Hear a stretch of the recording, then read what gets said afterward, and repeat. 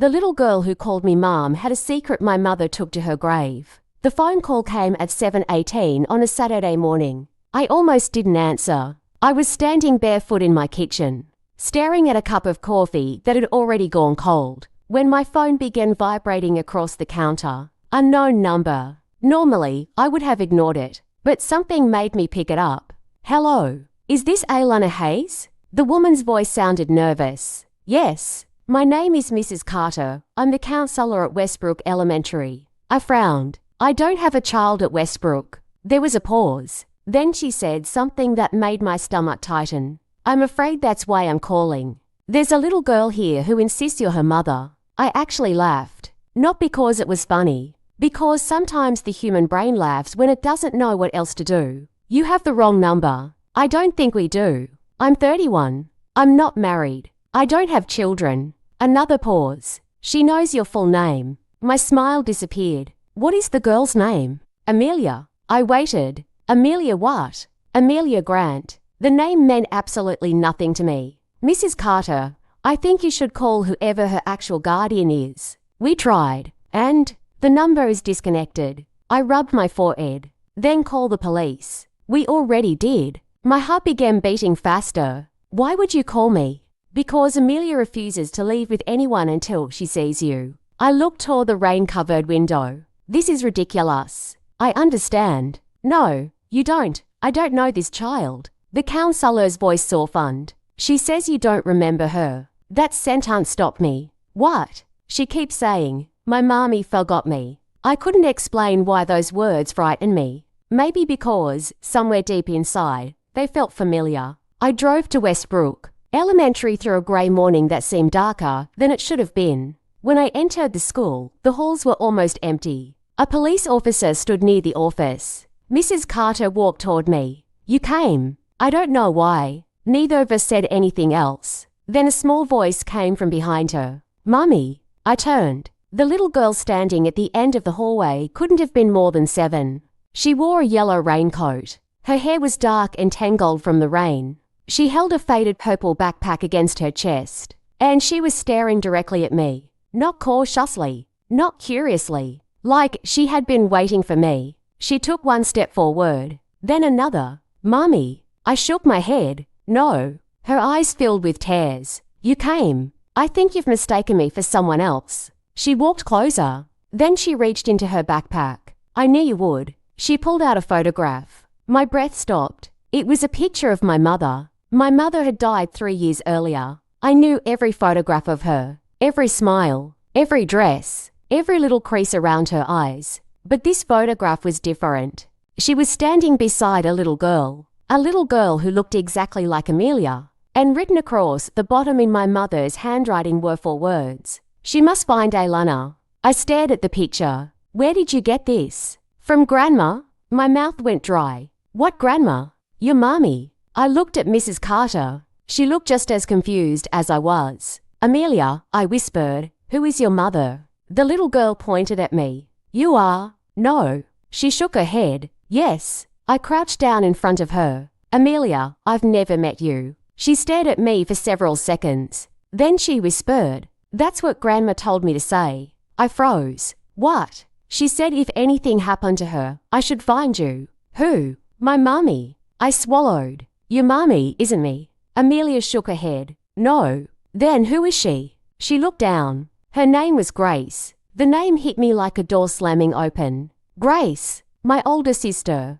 The sister everyone told me had died before I was old enough to remember her. The sister whose photographs had mysteriously disappeared from our house. The sister my mother refused to talk about. The sister I had spent my childhood believing was nothing more than a strange dream. I stared at Amelia.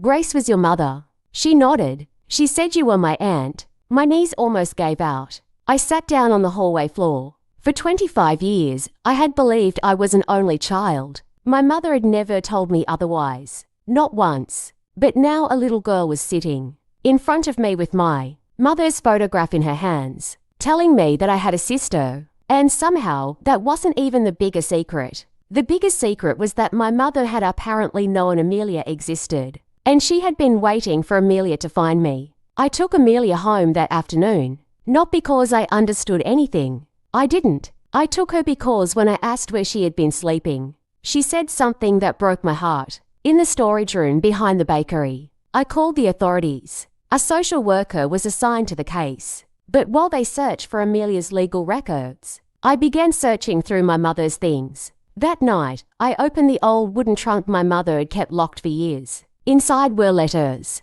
Dozens of them. Some were addressed to Grace. Some were addressed to me. One envelope had my name written across it. My hand shook as I opened it. Alanna, if you are reading this, then Grace has failed to come home. I stopped breathing. I read the next line. And if Grace has failed to come home, then the truth about Amelia can no longer remain hidden.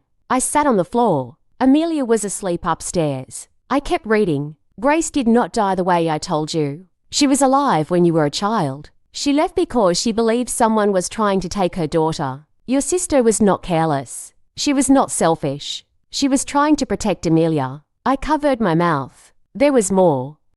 Years ago, Grace discovered that the man she trusted most had been stealing money from her employer. When she threatened to expose him, he threatened her. He knew she had a daughter. He knew where she lived. Grace disappeared with Amelia. I always believed she had abandoned us. She hadn't. She was hiding. Then came the sentence that changed everything. I helped her disappear. I stopped reading. My mother had spent my entire childhood pretending Grace never existed. Not because she hated her. Because she was protecting her. But from whom?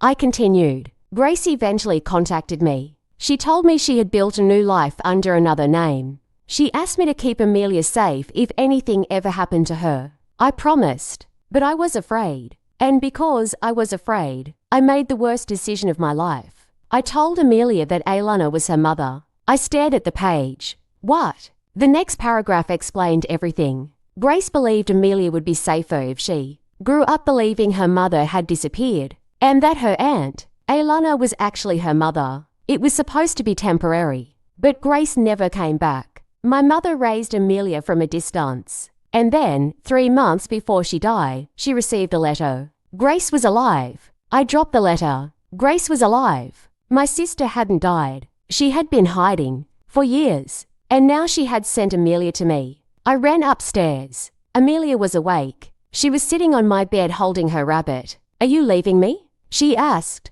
No. Everyone leaves. I sat beside her. I won't. She looked at me. Even if I'm not really your daughter. I felt tears burn my eyes. You're my niece? What does that mean? It means your family. She thought about it. Then she asked, can I still stay? I hugged her. Yes. For the first time since she had entered my life, she smiled. The next morning, I found another letter. This one wasn't from my mother. It was from Grace. Alanna, I'm sorry. I know you probably hate me. You have every right to. But I need you to understand something. I didn't send Amelia to you because I wanted to disappear. I sent her because I was running out of places to hide. I discovered that the man who threatened me had finally found me. His name was Victor Hale, and he had spent years searching for Amelia. I had one choice. Trust the sister I never got to know properly, or let my daughter remain alone. There was an address beneath the letter. My hands trembled.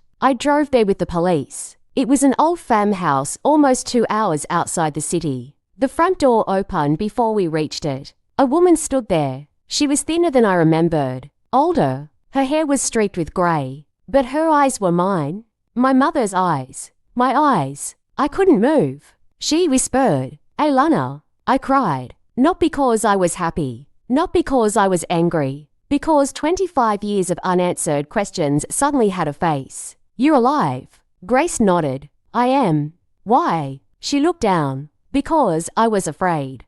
I wanted to scream at her. I wanted to hit her. I wanted to ask why she let me grow up believing I was alone. Instead, I asked the only question that mattered. Why did you send Amelia away? Grace's face crumbled. Because he found me. Victor. She nodded. He found me 6 months ago. She explained everything. Victor had been arrested years earlier for fraud, but he had recently been released. He had learned that Amelia was still alive. He believed she knew where money was hidden. Grace didn't know what he was talking about, but she knew one thing. Victor was dangerous. So she sent Amelia to the only person she believed could protect her, Me. Then Grace handed me a small metal box. Your mother wanted you to have this. Inside was a USB drive. We took it to the police. The files contained financial records, photographs, names, and recordings that prove Victor had been involved in a massive fraud operation. More importantly, there was a recording of him threatening Grace years earlier.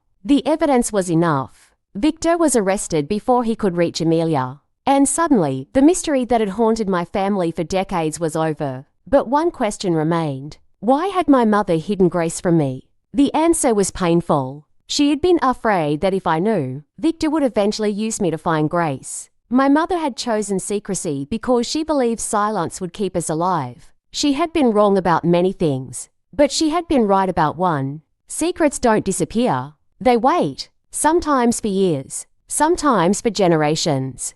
Sometimes they walk through a school hallway wearing a yellow raincoat and call you mommy. Months passed. Amelia stayed with me. Grace slowly became part of our lives again. It wasn't easy. There were arguments. There were tears. There were nights when I wondered whether I could ever forgive her. But forgiveness didn't happen all at once. It came in small pieces. A cup of coffee, a birthday, a photograph, a phone call, a little girl laughing in the next room. One evening, Amelia sat beside me on the porch. Can I ask you something?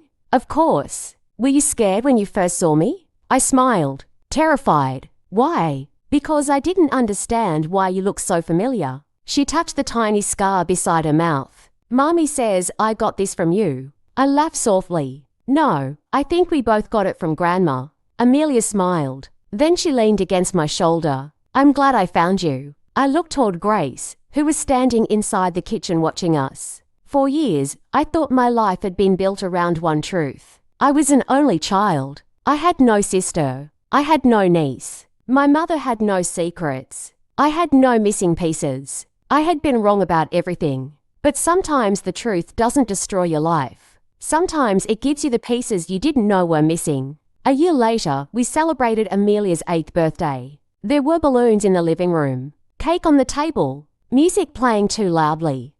Grace was laughing. Amelia was chasing her cousins around the house, and I stood in the doorway watching them. For the first time, I didn't feel like the woman who had lost 25 years. I felt like the woman who had finally found her family. That night, after everyone left, Amelia came downstairs in her pajamas. Are you still awake? Yes. She climbed onto the couch beside me. Can I ask you one more question? Sure. Do you think Grandma knew we'd all be together one day? I looked at the photograph sitting on the mantel. My mother was smiling in it. I smiled too. I think she hoped. Amelia rested her head against my shoulder. Then she whispered, I'm glad she was right. I kissed her forehead. So am I. Outside, rain tapped softly against the windows. The same kind of rain that had fallen the morning I received that impossible phone call. Back then, I thought the call had come to tell me about someone else's child. I never imagined it was coming to return a part of my own family. And I finally understood something my mother should have taught me years earlier.